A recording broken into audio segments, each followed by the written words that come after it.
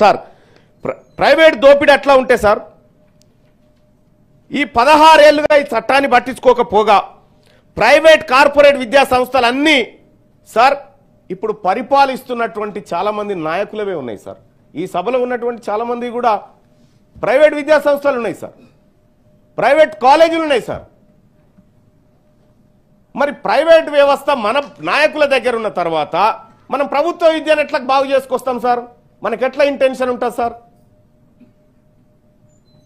ఇవాళ అనేకమైనటువంటి యూనివర్సిటీలు sir, Mallareddy university, Anurag university, ఇగో మా అన్నది ఏవిఎన్, మా అన్నది